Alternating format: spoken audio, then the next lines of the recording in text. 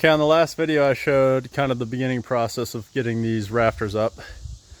I apologize, I kept calling them trusses, I don't know why. But I've got most of them up. I'm down to my last one. There's 11 of them, not 12. 4, 5, 6, 7, 8. Yeah, 11.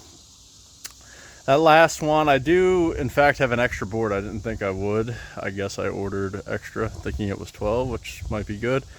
I'm gonna try to cut it flush up there. I'm gonna put a level on it and cut it even to have the same pitch on the edge as the rest of them. That way my siding, my board and batten can lay flush with it.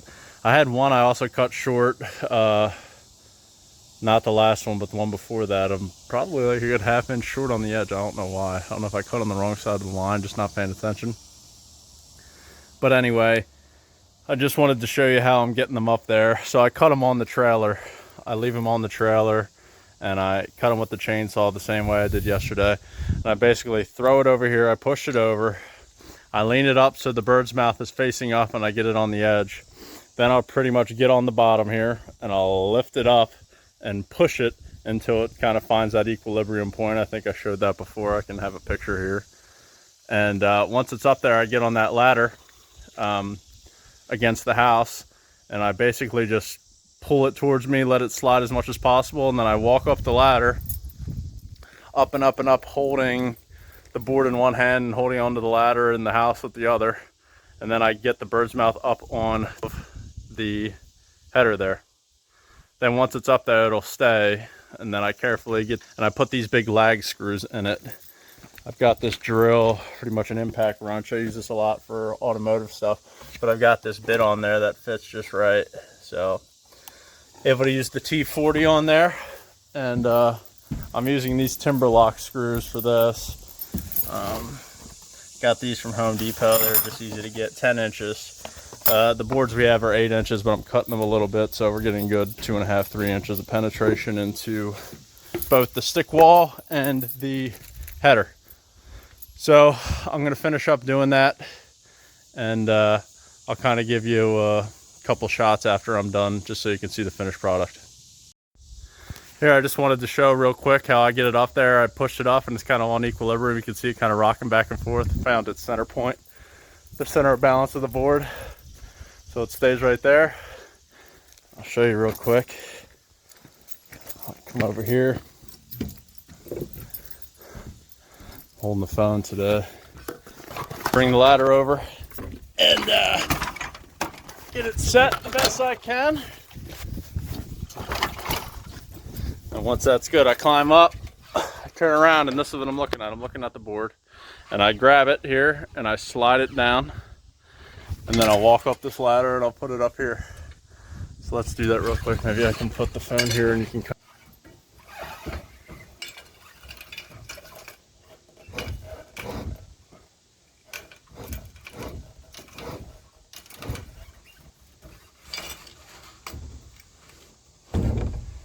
Okay.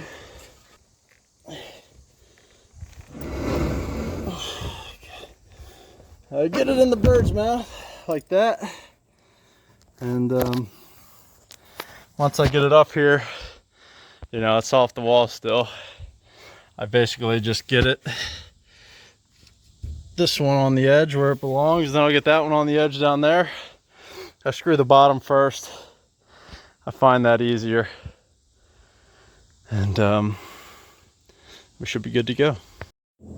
Here, and I just wanted to show, and these other ones I mentioned, I have those marking, the markings for 24 inches on center. I don't know if you could see underneath this board, there's a mark there. So I basically just lined up the center of this board with that mark, and that's how I knew how to position these on top of the stick built top plate.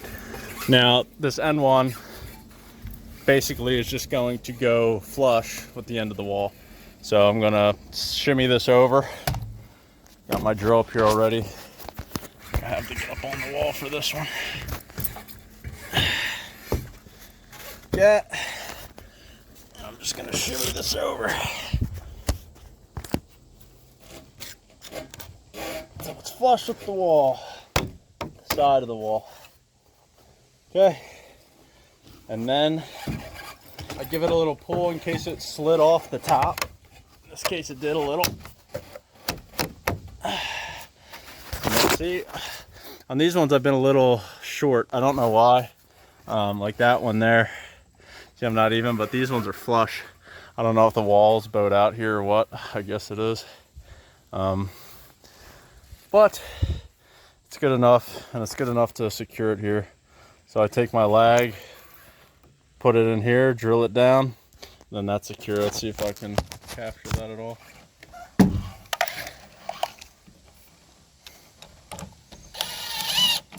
Try to hold it while I do it so it doesn't slide.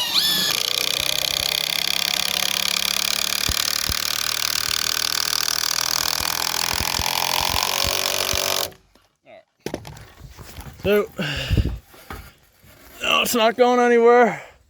We're flush with the end of the wall. Looking good. The last one, let's see, now that's staying up there. Can't slide off because that's screwed in. Let's go over there and do the other one. There's the other side. You can see how our bird mouth is, how it was supposed to be. We learned that yesterday, and you can see how it fits nicely on the edge here. All we're gonna do is make sure it's perfectly even. And we'll do the same thing. We'll put this timber screw down through here, and that'll be good to go. That'll be secure. So, put these ones a little bit on an angle towards the edge.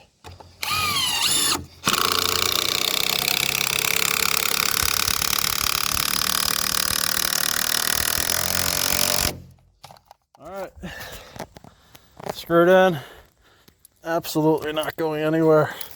I just need to bulk up this header in the middle, actually down underneath that floor down there, the first floor, into the basement. There's a footing, a pillar, and a 6x6 will come up underneath of this in the middle and support it, just to help hold this weight.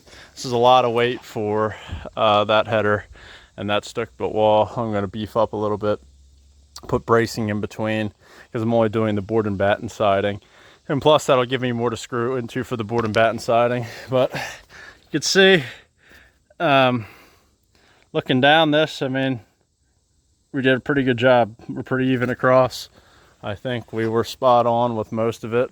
Like I said, some of the ends fell a little short, but we can work around that. I'm gonna get over to that first corner where I cut the angle wrong and do that. And then where I didn't put the bird's mouth, I've got these extra pieces. I could probably just glue it up underneath to make sure it's supported.